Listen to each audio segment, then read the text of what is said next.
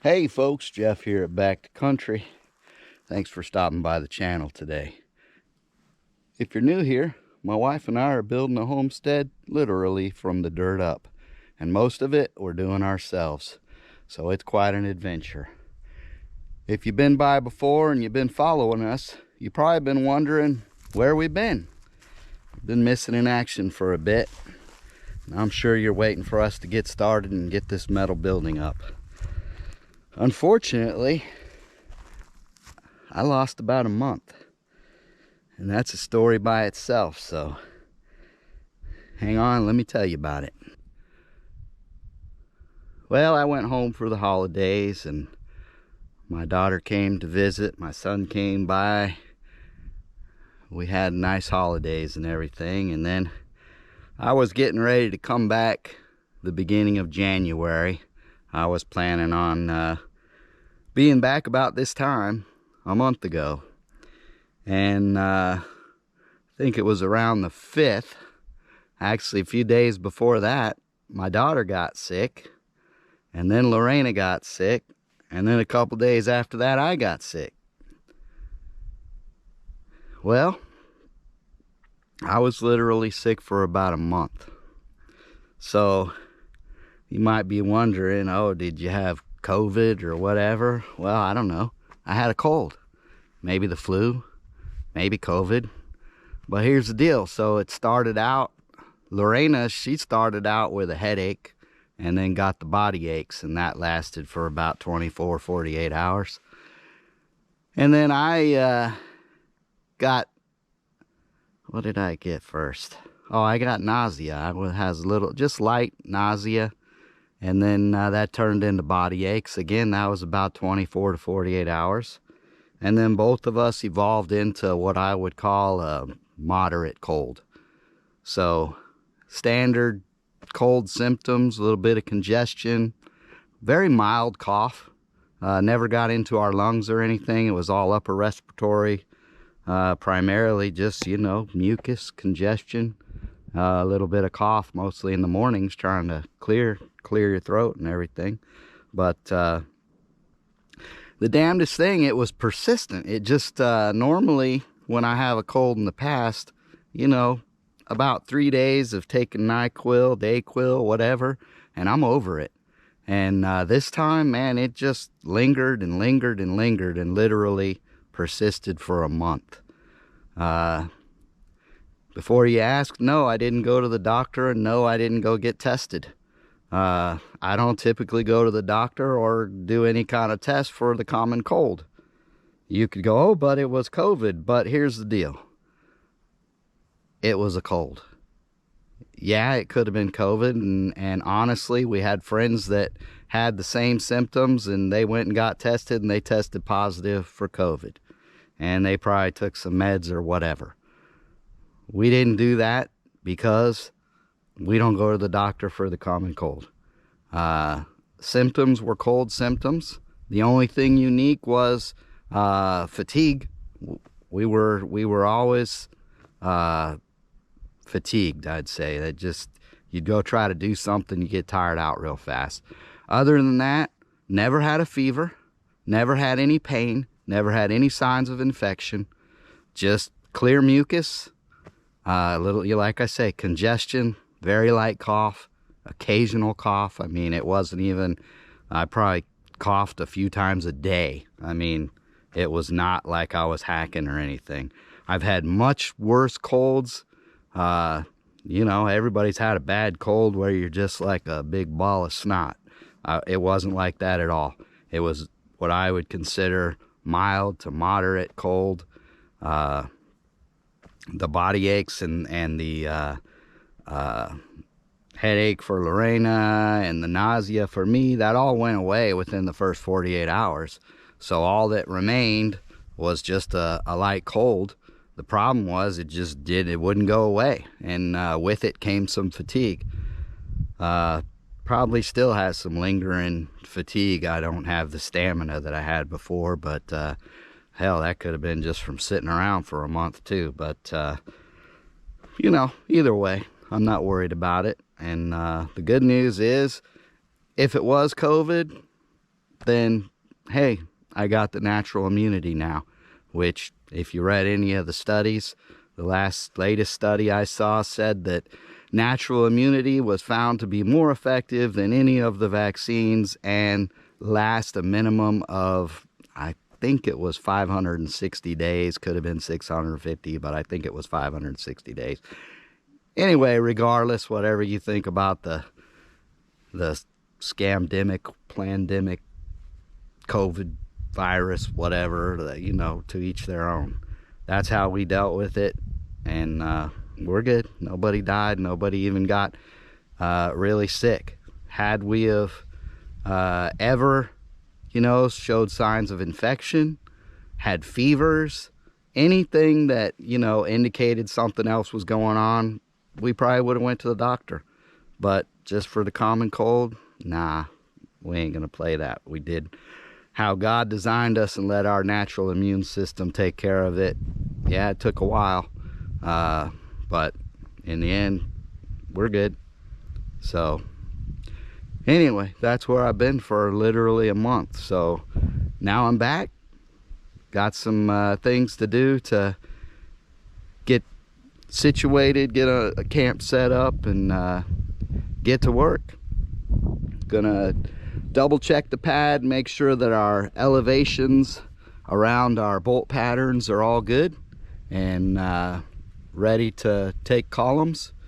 And I got a buddy coming up next Monday, so I've got about what, today's Wednesday, so for about 4 days to prepare for his arrival and do whatever I can in that time. And once my buddy gets here, then, you know, there'll be 2 of us, so that'll just make it a little bit easier. And you know, for those of you that are new around here, this is a DIY project, and no, we don't have any experience setting up metal buildings, but we're gonna get her done, and it should be interesting. So stick with us, and definitely you'll enjoy, hopefully, following along on that project. And we hope that in the end it'll be proof that anybody can do this. So one of the first things I've got to do is go through the engineering plans and try to figure out where all these things go.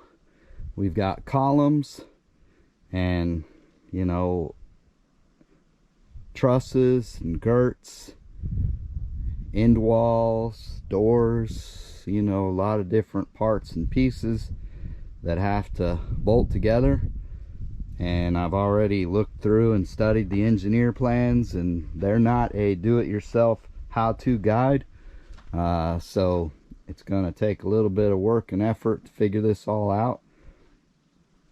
I have figured out that these numbers mean something.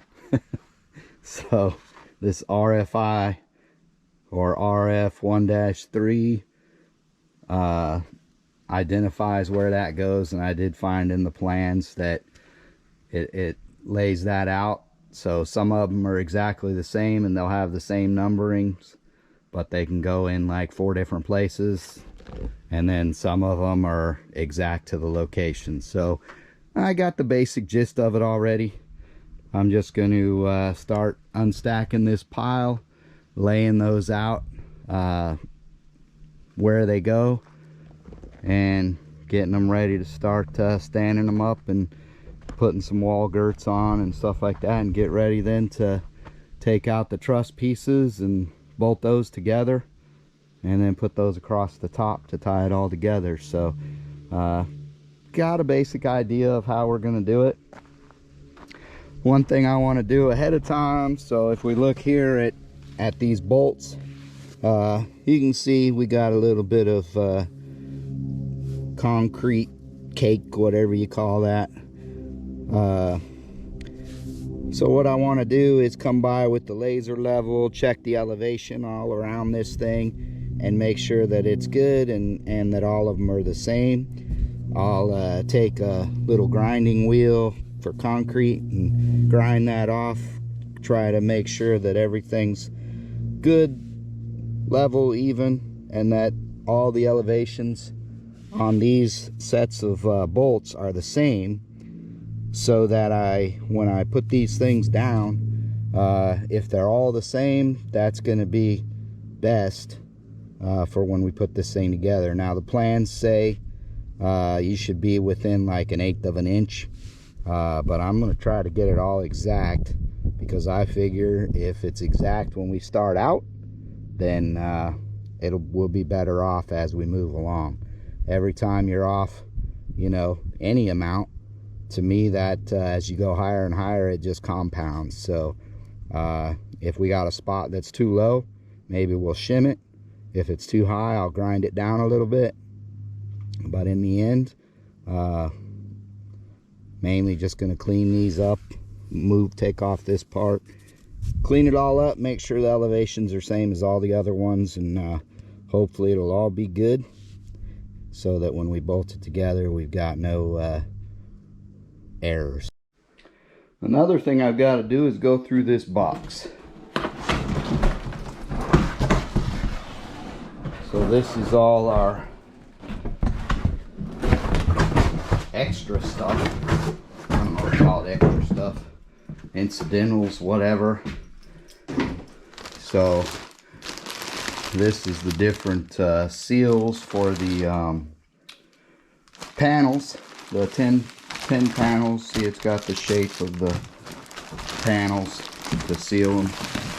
So I don't know if those go roof, walls, both, all of the above. I don't know, we'll figure it out. Lots more of it. And let's see, some different seal tape. It looks like we've got cables in there for the where there's the cross cables to seal it up. This is more of that seal. A lot of that stuff. Lots of 10, so that's good. And screws, lots of screws. We're gonna need those.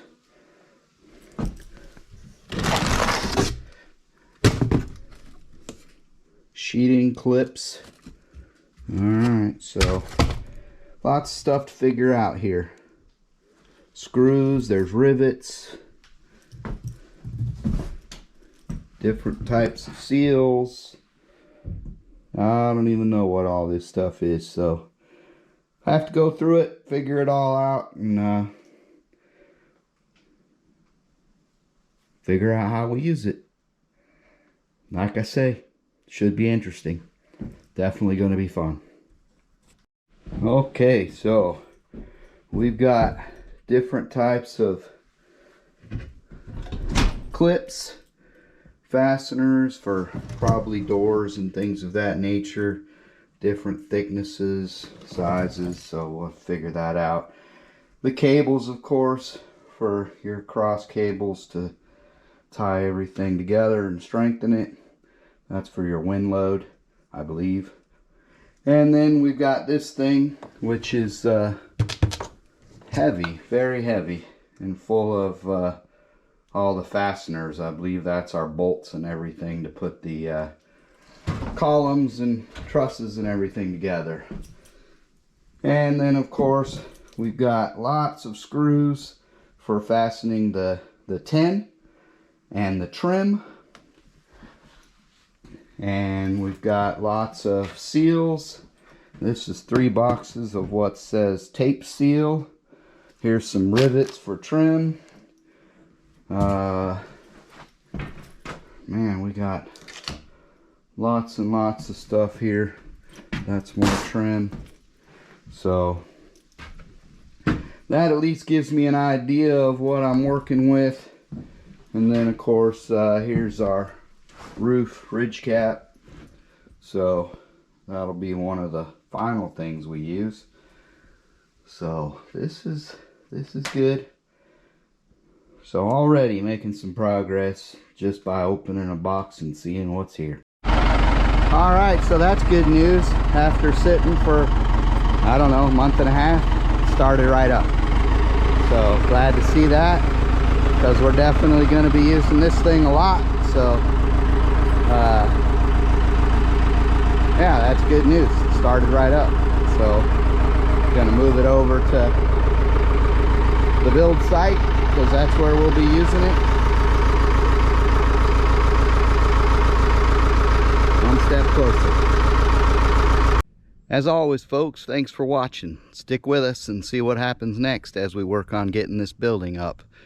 Don't forget to like and subscribe and hit that notification bell so you get notified when we put out our next video. Take care, and we'll see you on the next one.